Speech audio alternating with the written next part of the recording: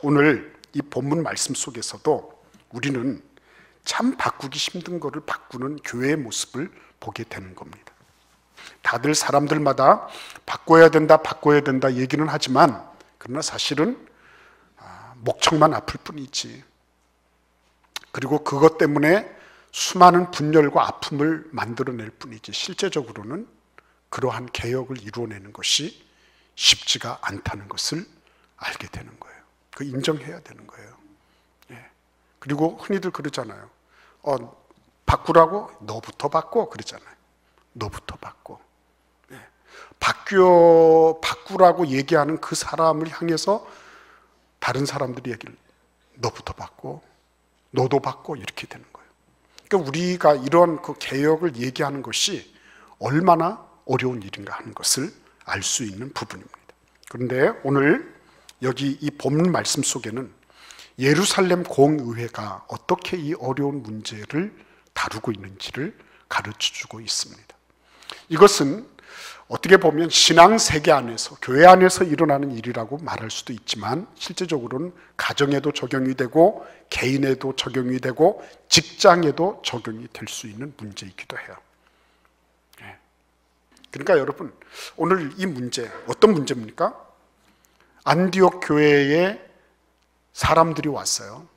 그 사람들은 예루살렘에서부터 온 사람들인데 이 안디옥 교회는 근본적으로 이방 그리스도인들, 유대인이 아닌 사람들이 모여있는 교회란 말이에요. 그 교회에 이 사람들이 와서 모세의 율법 전통대로 너희들도 할례를 받아야 된다. 다른 말로 말씀드리면 율법의 전통을 지켜야지 구원을 받을 수 있다. 이렇게 주장하고 나온 거예요.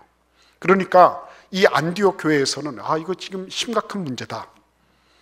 이 문제를 우리끼리 해결할 게 아니라 자기들이 얘기를 해봐도 쉽게 결론이 나지 않았어요. 그래서 예루살렘 교회로 사람들을 보냈는데 그 사람이 바울과 바나바였어요. 바울과 바나바가 가서 예루살렘에 가서 그 얘기를 했더니 예루살렘에서 회의를 모였는데 이 회의가 바로 오늘 사도행전 15장에 나오는 예루살렘 공의회, 제1차 공의회라고 일컬어지는 그러한 의회를 모이게 된 것입니다. 전체가 다 모여서 이 문제를 논의하기 시작한 거예요. 근데 여러분, 여기에서 왜 이게 중요한 것입니까? 율법 전통을 지키느냐 안 지키느냐 하는 게 왜 중요한 거예요? 첫째는 율법 전통을 계속 지켜야지 너희들이 구원받는다 그러면 예수님의 복음이 무효화되는 거예요. 복음은 이것을 결코 용납하지 않을 거예요. 예수 그리스도를 믿음으로 말미암아 오직 예수님을 믿음으로 예수 그리스도께서 그분께서 우리의 구원을 위해서 다 해놓으셨기 때문에 그 예수 그리스도를 믿음으로만 우리는 구원받는다. 여기에서 율법도 지켜야 된다 그러면 어떻게 되는 거예요? 믿음의 구원이 아니라 행위의 구원으로 다시 전락되는 거예요. 너희들이 열심히 할례 받고 모세의 율법 전통을 지켜야지 구원받는 거야. 예수님도 참 좋은데 이것도 해야 되는 거야. 그러면 행위를 통해서 구원받는 자기의 공로도 구원 속에 포함될 수 있는 이런 문제가 야기되는 거예요. 뿐만 아니라 그냥 이거를 내버려 뒀어요. 그냥 너희들은 아무 관계가 없어. 그러면 진짜 이거는 끈떨어진 연이 되는 거예요. 이거는 지 맛대로 가는 거예요. 그러니까 붙잡고 있어야 되기도 하고 동시에 율법 전통 때문에 꽁꽁 아주 경직되어 있는 예루살렘 교회처럼 그렇게 꽁꽁 묶여서 이제는 더 이상 세계를 향하여 웅비할 수 없는 그런 종교가 되는 거냐 하는 갈림길에 놓여 있는 것이 바로 이 문제였다는 거예요. 그래서 이 문제를 어떻게 해결해 갈 것인가 하는 것은 지금 예루살렘 교회, 단지 안디옥 교회의 문제일 뿐만 아니라 예루살렘 교회에 국한되는 문제일 뿐만 아니라 이것은 앞으로 1000년, 2000년, 3000년 주님께서 오실 때까지의 문제가 돼버리는 거예요. 그러니까 이 문제에 대해서 어떻게 우리가 이것을 그냥 소홀히 여길 수 있겠습니까? 그래서 하나님이 하신 일이 있어요. 이를 위해서 맨 먼저 하나님은 이 문제는 바깥에서 일어난 일이죠. 근본적으로 바깥에서 일어난 일이에요. 근데 하나님은 예루살렘 중심부로 이 문제를 가지고 오시는 모습을 보는 겁니다. 바깥에서, 주변부에서 일어난 일이 어떻게 보면 야, 그 너희들 알아서 해, 그냥 우리로 하여금 신경 쓰게 하지 마, 이렇게 하지 않으셨어요. 전부 중심부로 가지고 오십니다. 하나님이 쫌생이처럼 모든 것을 다 관장하시겠다, 이런 게 아니에요. 하나님이 우리들의 모든 작은 신음소리 하나하나까지도 어떻게 하나님 보좌 앞으로 다 나오게 하셔서 가장 중심부에서 성삼위일체 하나님께서 그 기도를 들으시고 거기에 대해서 응답하시는 것 같은 거예요. 절대로 그것이 작은 문제이기 때문에, 사소하기 때문에 그것을 너희들끼리 알아서 해라, 이렇게 하나님은 던져버리지 않으세요. 하나님은 중요하게 여기시는 거예요. 이 문제에 대해서 예루살렘 중심부가 같이 움직이지 않으면 안 되도록 하나님은 일하고 계셨던 것입니다. 두 번째는 오늘 이 말씀을 가만히 한번 보시기를 바랍니다. 굉장히 포지셔닝이 기가 막히게 되는 것을 발견하게 되는 거예요. 오늘 베드로하고 이 15장 전체를 읽어보시면 묵상을 해보시면 아시죠? 베드로하고 그리고 바울과 바나바가 일어나서 얘기를 하고 마지막에 야고보가 얘기를 합니다. 근데 이 사람들은 전부 어떤 사람들이에요? 다들 리더십들이에요. 그런데 이 지도 자격에 있는 이 사람들이 그들의 위치가 어떤지 한번 생각해 보세요. 맨 먼저 예루살렘에는 누가 있죠? 야고보가 있어요. 야고보는 예루살렘 교회의 지도자였습니다. 그래서 신학자들은 얘기하기를 탑2 중에 한 사람입니다.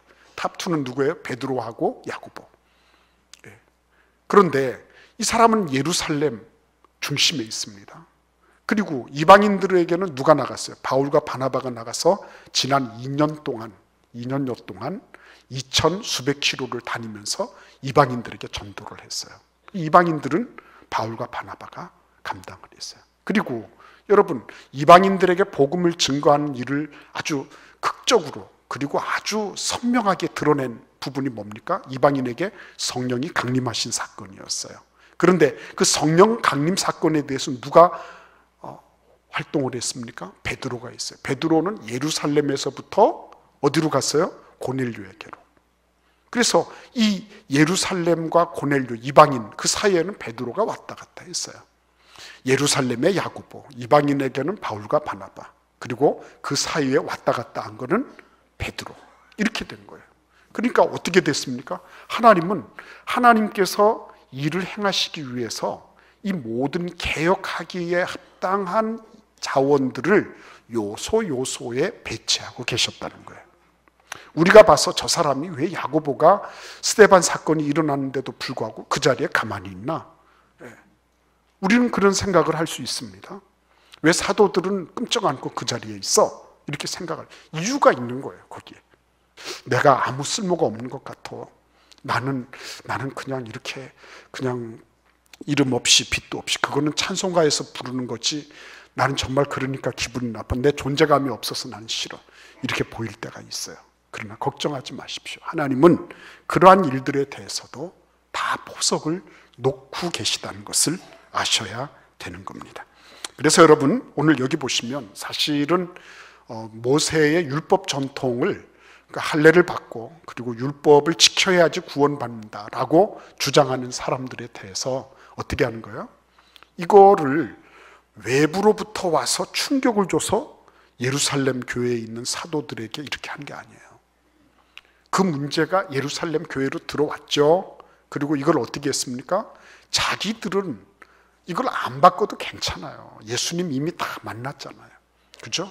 예수님이 어떤 분이신지 알고 예수 그리스도께서 어떤 일을 하셔서 구세주가 되신다는 걸 다 알고 있어요. 그렇기 때문에 이들은 특별히 개혁을 해야 된다든지 개혁의 필요성을 그렇게 많이 느낄 필요가 없는 사람들.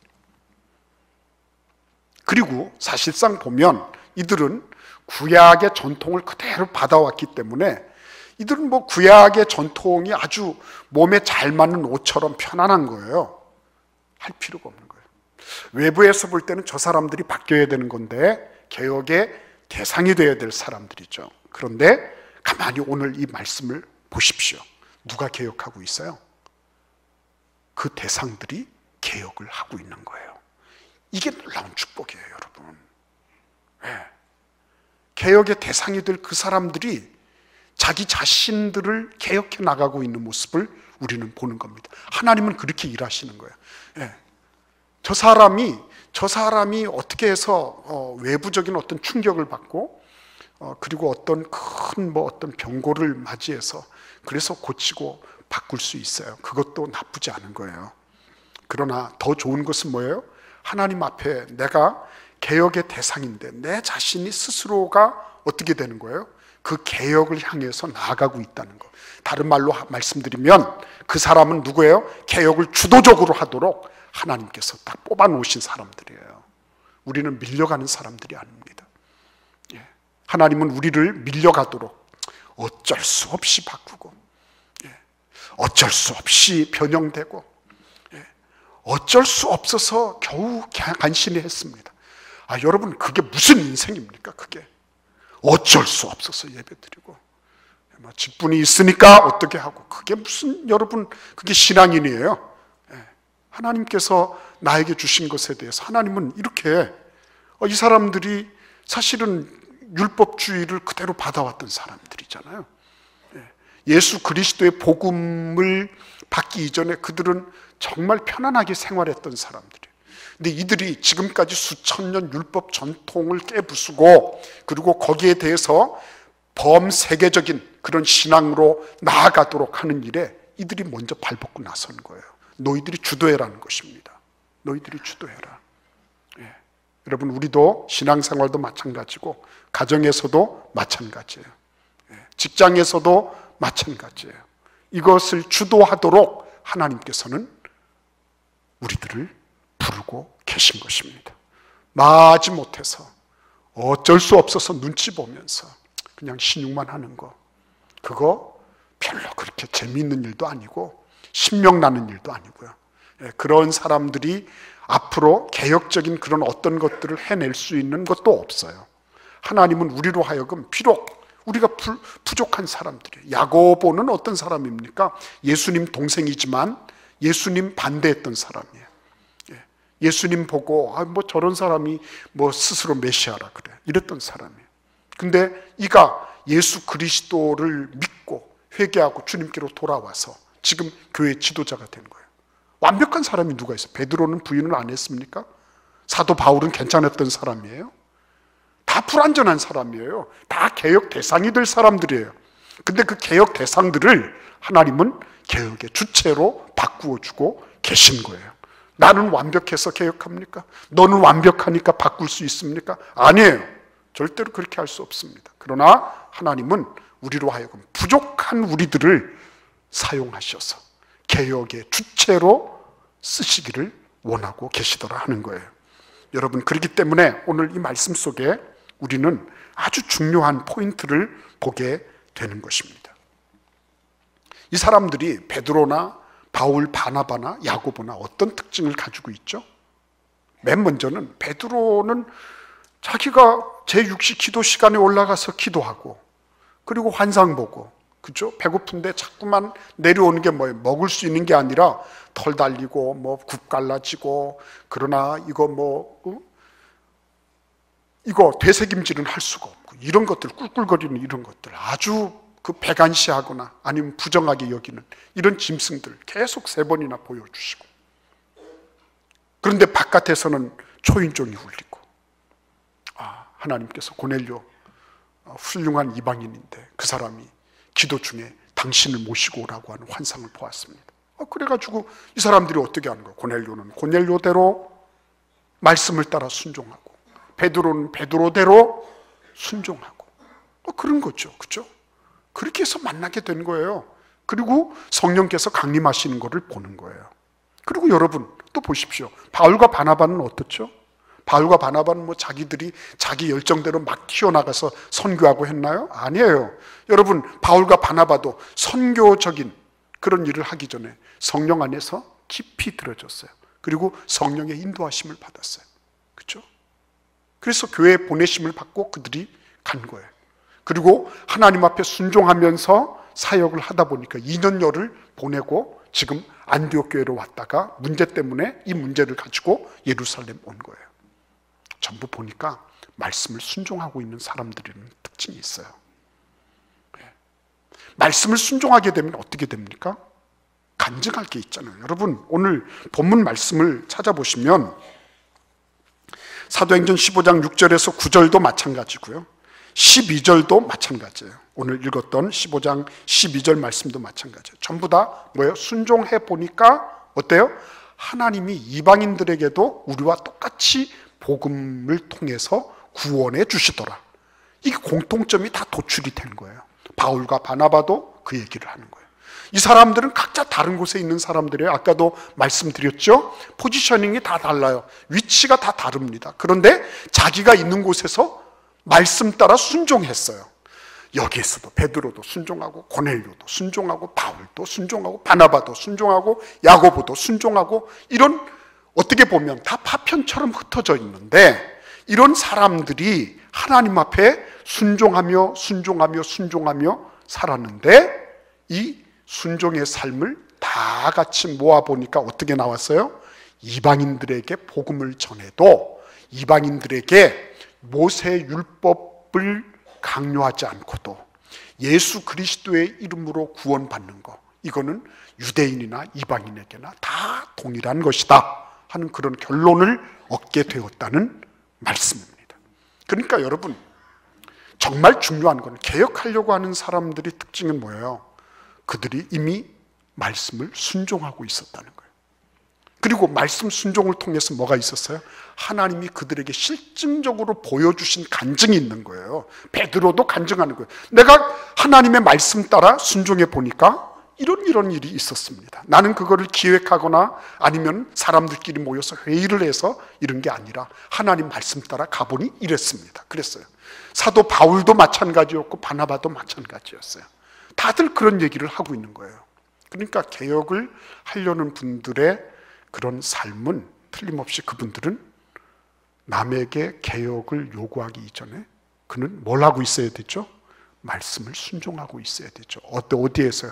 각자의 영역에서. 우리가 한번 사도행전 15장 30절에서 31절을 같이 읽어보겠습니다. 그들이 작별하고 안디옥에 내려가 무리를 모은 후에 편지를 전하니 읽고 그 위로한 말을 기뻐하더라. 아멘. 여러분, 개개인이 순종했습니다. 그러면서 어떻게 했어요? 오늘 사도행전 15장 15절 말씀 읽어보겠습니다. 잘 들으십시오. 선지자들의 말씀이 이와 일치하도다 그랬어요. 야고보 사도가 벌떡 일어나가지고 베드로가 얘기했고 바나바와 사울이 얘기를 했어요. 근데 이 야고보 사도가 예루살렘 교회의 의장격인 야고보 사도가 벌떡 일어나서 딱 얘기했습니다. 야고보가 대답하여 이르되 형제들아, 선지자들의 말씀이 이와 일치하도다 그랬어요. 지금 뭘 가지고 있는 거예요? 이 개혁자들이 뭘 가지고 있는 거예요? 하나님의 말씀을 끊임없이 조견해 본 거예요. 말씀 묵상이 중요한 까닭이 거기에 있는 겁니다. 내 마음에 맞아서가 아니에요. 내 감정에 좋아서가 아니에요. 하나님의 말씀에 부합되는가 안 부합되는가 하는 것을 끊임없이 조견해 보고 있었던 거예요. 야고보가. 베드로가 얘기할 때 잘 듣고 있었습니다. 그리고 사울과 바나바가 얘기할 때도 경청하고 있었어요. 그리고 결론을 내렸어요. 뭘 가지고 결론을 내렸어요? 말씀을 통해서 결론을 내렸어요. 그렇죠? 여러분, 개혁은 말씀에 근거해야 됩니다. 내가 봐서 내 뜻대로 고쳐졌다고 해서 그게 개혁이 아니에요. 그거를 개혁이라고 말하는 거 아니에요. 영적인 개혁은 그렇게 오는 것이 아닙니다. 내 마음대로 고쳤어. 그럼 또 다른 사람이 오면 또 다른 사람 마음대로 고치는 거예요. 그거는 어느 한정되어 있는 시간까지 유효한 거지, 그게 영원한 가치를 지닐 수 있는 것은 아니에요.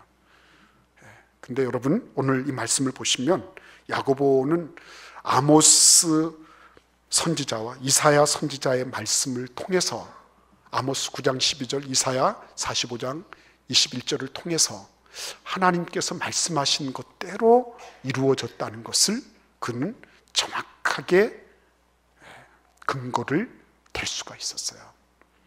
우리의 가정에서도 마찬가지고 우리의 삶 전반에도 마찬가지입니다.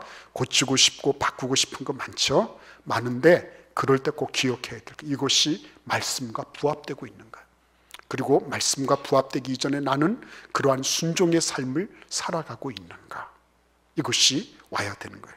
그래서 결과가 어떻게 됐습니까? 결과는 일치와 연합을 이루었어요. 예루살렘 교회도 기뻐하고, 그리고 어때요? 저 안디옥 교회도 기뻐했어요. 유대인들이 모여있는 히브리파 유대인들의 예루살렘 교회도 좋아하고, 헬라파 유대인들이 모여있고 이방인들이 모여있는 안디옥 교회도 기뻐하고 즐거워했어요. 다 같이 윈윈했어요.